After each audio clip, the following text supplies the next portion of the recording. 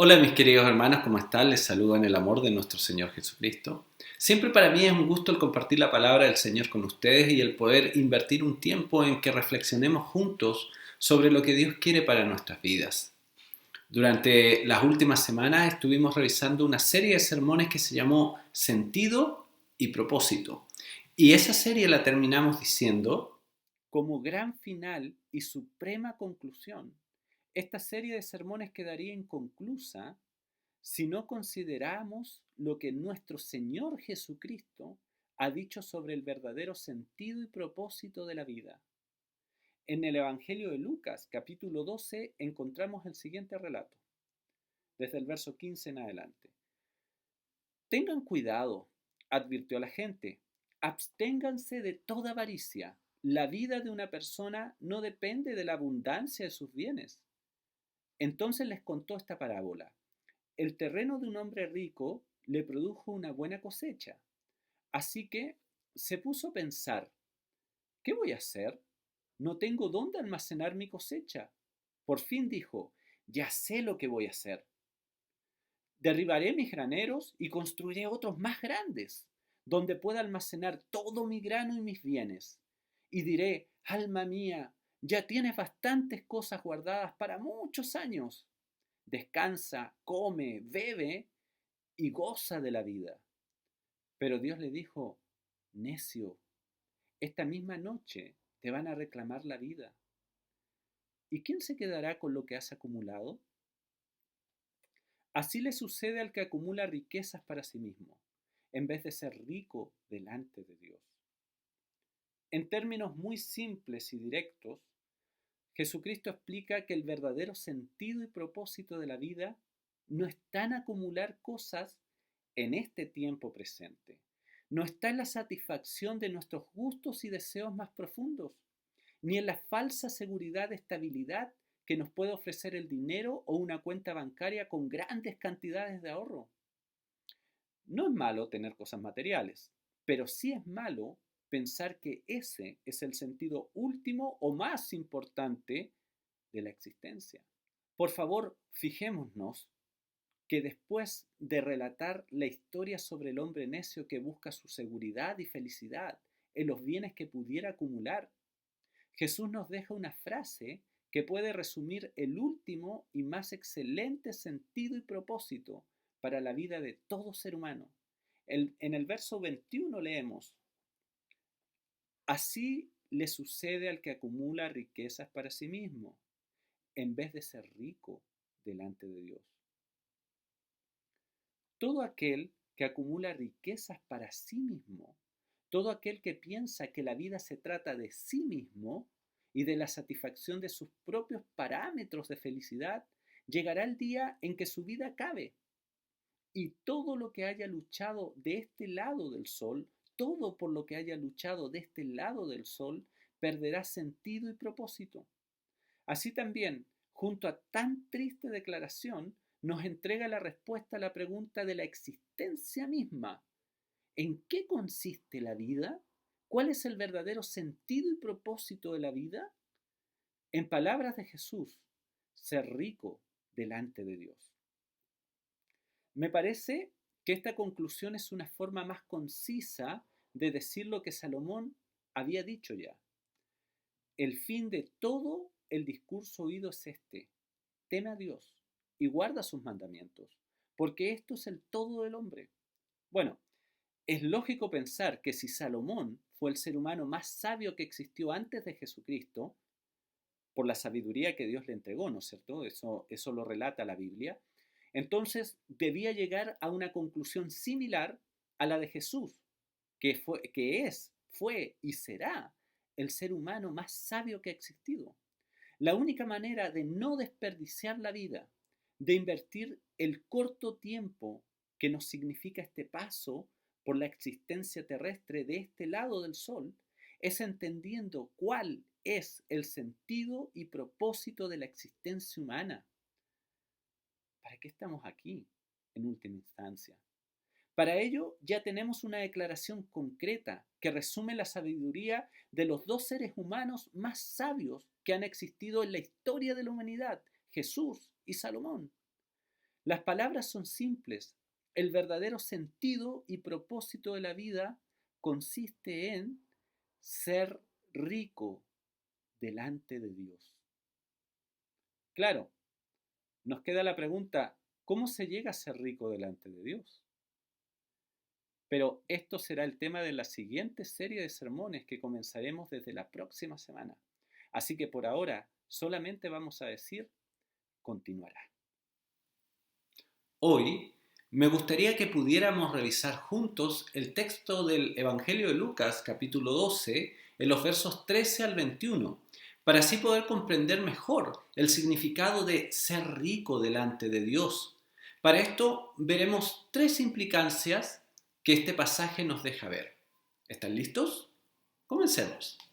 La primera implicancia es que lo inmediato nos impide ver lo importante.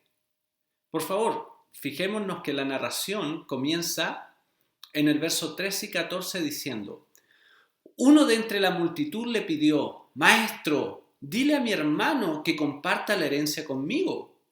Hombre, replicó Jesús, ¿quién me nombró a mí juez o árbitro entre ustedes? En los versículos previos del 1 al 12 de este capítulo, Jesús está dirigiéndose a la multitud que se reunió para escucharle. Su discurso tenía que ver con diferentes temas relacionados con el cuidado que Dios tiene sobre aquellos que somos fieles al Señor. De pronto, alguien entre la multitud lo interrumpe y le grita: Maestro, dile a mi hermano que comparta la herencia conmigo. ¿Por qué surge esta petición? ¿Cuál era el punto del hombre? El tema de Cristo no tenía nada que ver con esto, pero algo motivó a esta persona para realizar una solicitud de ayuda en un conflicto personal que involucraba una herencia. No tenemos detalles sobre este litigio. No sabemos por qué el hermano no quería compartir la herencia.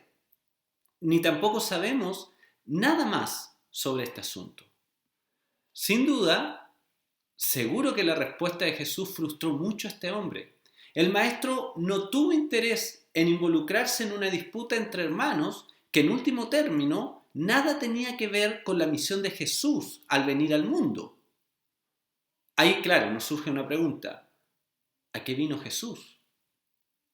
A cumplir nuestras expectativas, a sumarse a nuestras ambiciones, a ser parte de los conflictos que surgen a causa del pecado.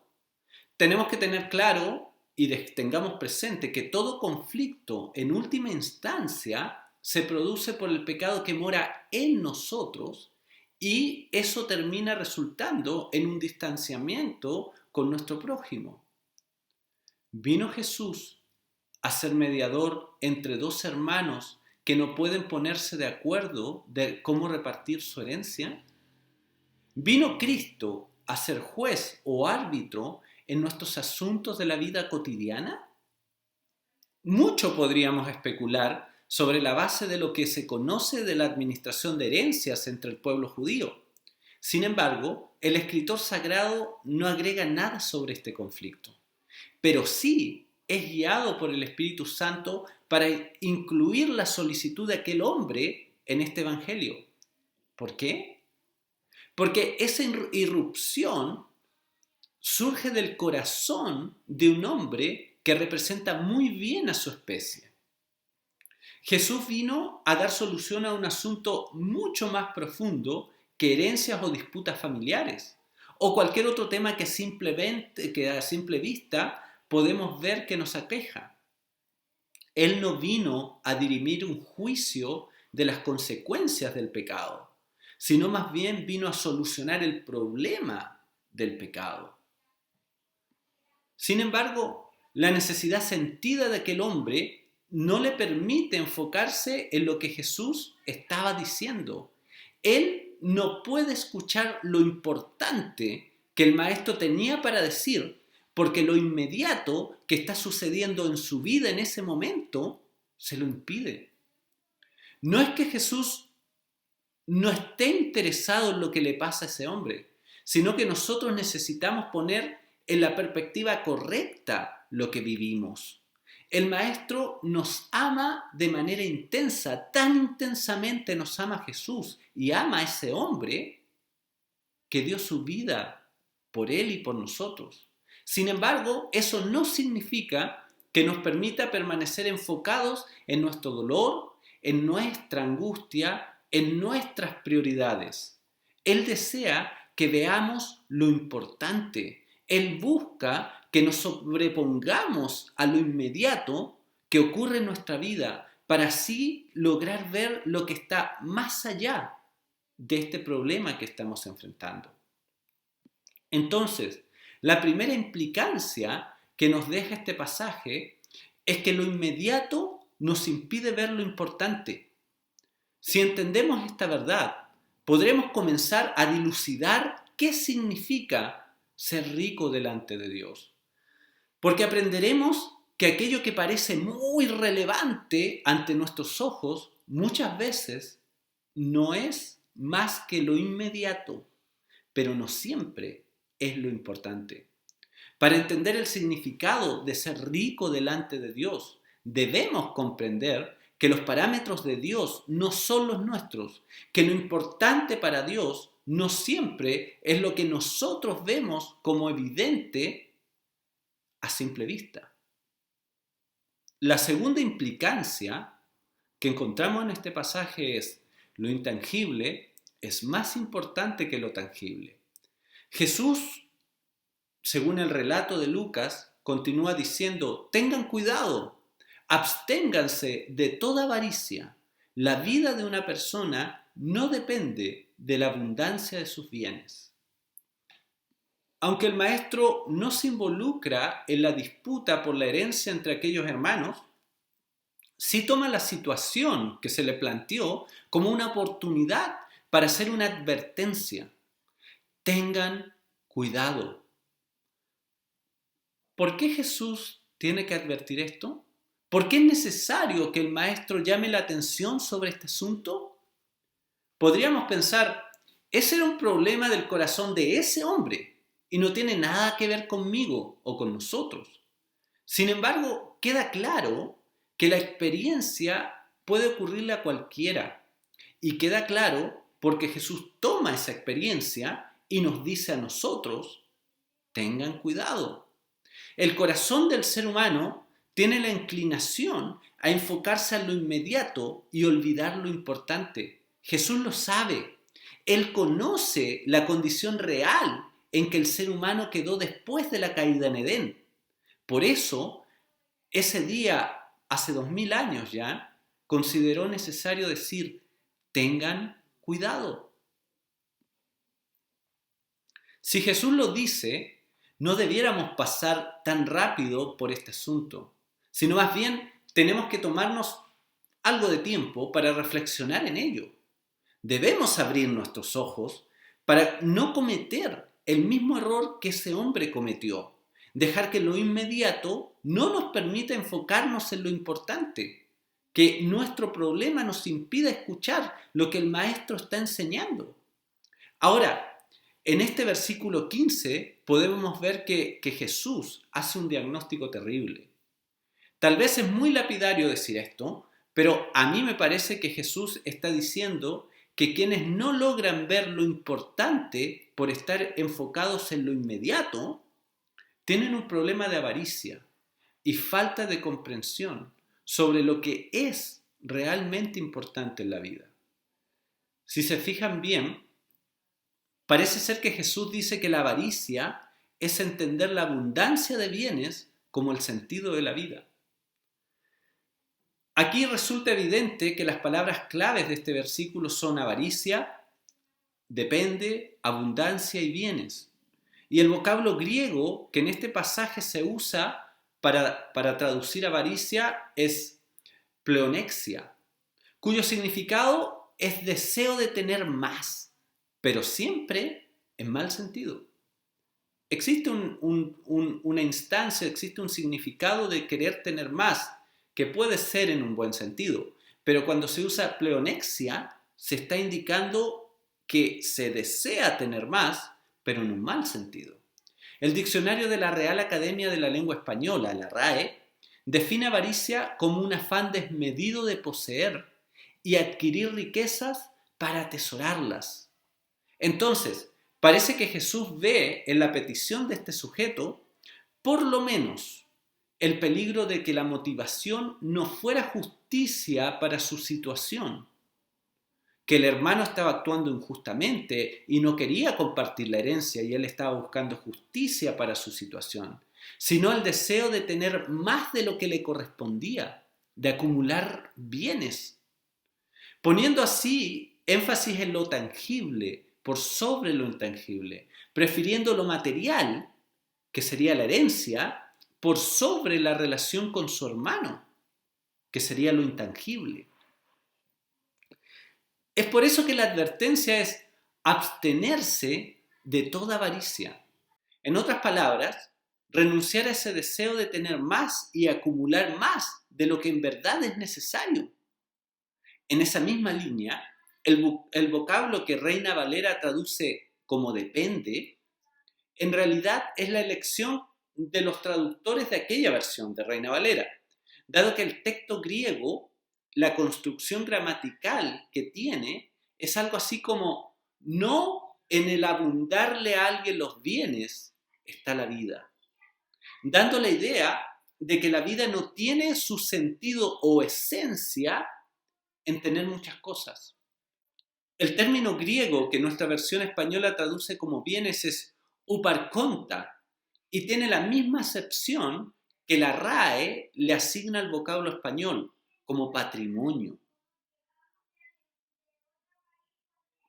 Entonces, lo que podemos deducir de esto es que la advertencia de Jesús sobre abstenerse de todo afán desmedido de poseer y adquirir riquezas para atesorarlas se debe al hecho de que el patrimonio tangible, material, que podamos tener realmente no es importante. Esto porque la esencia de la vida no está en cuán grande es tu patrimonio, en cuántos son tus activos, en cuánto dinero tienes o qué auto manejas. Dado que, como alguien dijera, lo que de verdad es importante en la vida no se puede comprar con dinero. Aquel hombre estaba preocupado de que sus bienes, su patrimonio aumentara, aunque eso pareciera le estaba provocando un conflicto con su hermano. Puso lo tangible, la herencia, su capital, su patrimonio, por sobre lo intangible, que en este pasaje sería la relación con su hermano. El énfasis en lo tangible, en lo que podemos cuantificar y acumular, le estaba haciendo perder lo que de verdad importa, lo intangible. La comunidad, la comunión como hermano. Así pues, la segunda implicancia que nos deja este pasaje es que lo intangible es más importante que lo tangible. La vida es mucho más que lo que podemos ver y tocar. Para comprender qué significa ser rico delante de Dios, primero debemos entender que existe algo más valioso que aquello que vemos a simple vista. Enfocarse en tener bienes en el tiempo presente traerá como resultado que gastaremos nuestra vida en lo inmediato y no en lo importante. Es decir, en algo que no es trascendente, algo que no puede darnos una felicidad duradera. La tercera implicancia es que el enfoque marca la diferencia. El texto del Evangelio continúa diciendo: entonces les contó esta parábola. El terreno de un hombre rico le produjo una buena cosecha, así que se puso a pensar: ¿qué voy a hacer? No tengo dónde almacenar mi cosecha. Por fin dijo: ya sé lo que voy a hacer. Derribaré mis graneros y construiré otros más grandes, donde pueda almacenar todo mi grano y mis bienes. Y diré: alma mía, ya tienes bastantes cosas guardadas para muchos años. Descansa, come, bebe y goza de la vida. Pero Dios le dijo: necio, esta misma noche te van a reclamar la vida ¿Y quién se quedará con lo que has acumulado? Así le sucede al que acumula riquezas para sí mismo, en vez de ser rico delante de Dios. Aquí vemos una práctica que es común en la pedagogía del maestro. Utiliza una parábola para ejemplificar una verdad eterna. De lo dicho por Jesús, no debemos obtener conclusiones apresuradas, no tenemos que apurarnos en concluir ciertas cosas. Lo primero que tenemos que hacer es preguntar, ¿es mala la planificación? ¿Esa es la lección que nos está dejando? ¿El problema del hombre fue que estaba planificando para el futuro? ¿Es malo pensar en hacer un buen trabajo y producto de tu buen trabajo obtener una cosecha abundante? Para nada. Eso no es malo en sí mismo. La preocupación del hombre es válida. Necesitaba ocuparse de solucionar el asunto que ocasionaría un problema logístico al corto o mediano plazo. Es algo objetivo. Si las cosas seguían como estaban yendo, él tendría un gran problema. Por lo tanto, es mejor anticiparse al asunto. Lo que el hombre estaba pensando en términos muy naturales tiene lógica. Entonces, ¿cuál fue el problema? El verso 19 nos da luz sobre eso. El error del personaje de la historia que Jesús nos cuenta fue depositar su confianza en lo que tenía guardado. Alma mía, ya tienes bastantes cosas buenas guardadas para muchos años. La mención de alma mía habla de una reflexión interna y profunda que nos permite entender que existía una preocupación interior en aquel hombre que le parecía que por fin estaba satisfecha. Esto último se refuerza con las palabras que dice a continuación. Dice, descansa, come, bebe y goza de la vida. En palabras sencillas, ya tengo todo lo que necesito, puedo estar tranquilo. Fíjense, este hombre confió para la paz de su alma en aquello que tenía guardado, en aquello que él había logrado, lo que finalmente refleja que él era el enfoque central de su vida y no Dios. Su esperanza estaba puesta en lo que él podría lograr y no en lo que Dios podría hacer por él. Descansa, come, bebe y goza de la vida. Fíjense que es un consejo similar al que da el predicador en Eclesiastés 3:13, pero con puntos de vista diferentes. Salomón lo dijo como el resultado del trabajo del hombre, evidentemente en este lado del sol, pero aquí en la parábola de Jesús, este sujeto lo dice como la gran meta en la vida, aquello que puede traer paz, y ese fue el problema. Nada nos llevaremos una vez que acabe nuestro tiempo en este mundo. Por lo tanto, invertir toda la vida en tener cosas que solo nos servirán mientras estemos en este plano de la realidad no tiene mucho sentido.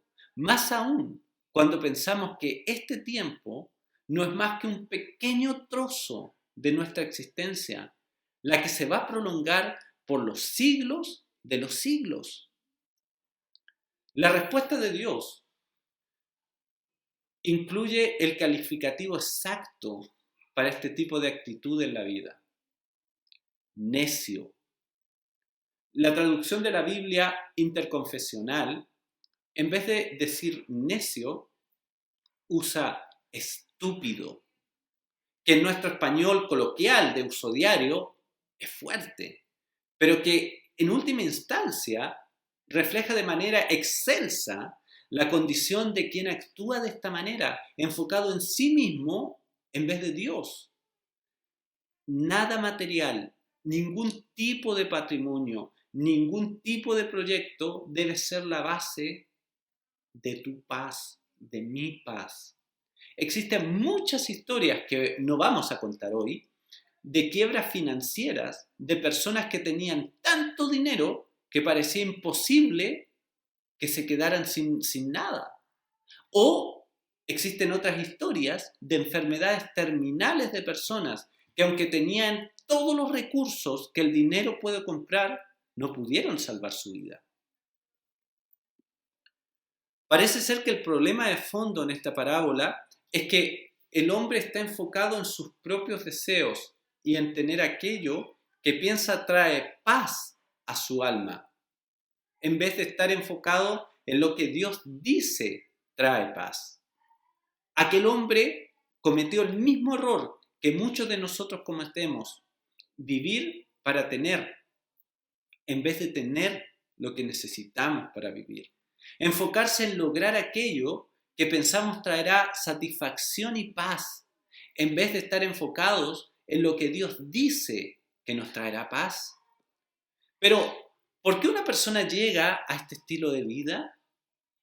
Simple, porque vive centrado en satisfacer sus deseos y se ve a sí mismo como un fin. Cuando eso ocurre, nuestra atención está en mí, en lo que necesito, en lo que deseo, en lo que me gusta, en lo que espero, en vez de estar centrada en Dios. El enfoque de nuestro quehacer es lo que marca la diferencia. Es decir, vivir para sí mismo o vivir para Dios. Luego, la tercera implicancia que nos deja este pasaje es que el enfoque marca la diferencia. Una vida centrada en lograr cosas para mí, en vez de para Dios, es una vida mal gastada. Simplemente porque solo aquello que hagamos para Dios o delante de Dios tiene una duración eterna, por cuanto Dios es eterno. Si no haces algo vinculado a Dios, eso se termina. Cuando haces algo para Dios, en Dios, con Dios, eso es eterno, porque Dios es eterno. Ser rico delante de Dios significa que hemos invertido en Dios. En otras palabras, que nuestro enfoque está en Dios. En resumen, en esta primera parte de la serie de sermones que hoy comenzamos, en el texto de Lucas 12, 13 al 21, encontramos tres implicancias que nos ayudan a entender qué significa ser rico delante de Dios. A saber, lo primero, lo inmediato nos impide ver lo importante. Si entendemos esta verdad, podremos comenzar a dilucidar qué significa ser rico delante de Dios, porque aprenderemos que aquello que parece muy relevante a nuestros ojos muchas veces no es más que lo inmediato, pero no siempre es lo importante. Para entender el significado de ser rico delante de Dios, debemos comprender que los parámetros de Dios no son los nuestros, que lo importante para Dios no siempre es lo que nosotros vemos como importante a simple vista. Segundo, lo intangible es más importante que lo tangible. La vida es mucho más de lo que podemos ver y tocar. Para comprender qué significa ser rico delante de Dios, primero debemos entender que existe algo más valioso que aquello que vemos a simple vista. Enfocarse en tener bienes en el tiempo presente traerá como resultado que gastaremos la vida en lo inmediato y no en lo importante. Es decir, en algo que no es trascendente, algo que no puede darnos felicidad duradera. Lo tercero, el enfoque marca la diferencia. Una vida centrada en lograr cosas para mí en vez de para Dios es una vida mal gastada. Lo repito, una vida centrada en lograr cosas para mí en vez de para Dios es una vida mal gastada, simplemente porque solo aquello que hagamos para Dios o delante de Dios tiene una duración eterna, por cuanto Dios es eterno. Ser rico delante de Dios significa que hemos invertido en Dios. En otras palabras, que nuestro enfoque estuvo en Dios. Oremos. Padre, te damos muchas gracias por esta palabra que tú nos has dado. Te damos gracias por la capacidad que tú nos das, Señor, con tu Espíritu Santo, de poder, Señor, ser confrontados, Señor, y entender lo que tú nos quieres enseñar. En el nombre de Jesús te pido que nos ayudes a ser ricos delante de ti, a enfocar nuestras vidas en ti, Señor, y que así podamos no centrarnos en nosotros, sino que centrarnos en ti y no malgastar nuestras vidas. En el nombre de Jesús, Señor, yo te pido una bendición para cada persona, cada hermano, cada amigo que ha escuchado, Señor, este sermón y que tú puedas obrar en sus vidas para la gloria de tu nombre, la transformación de sus existencias, Señor, y que ellos pasen, Señor, a ser ricos delante de ti. En el nombre de Jesús, amén. Dios los bendiga, hermanos. Nos vemos la próxima semana.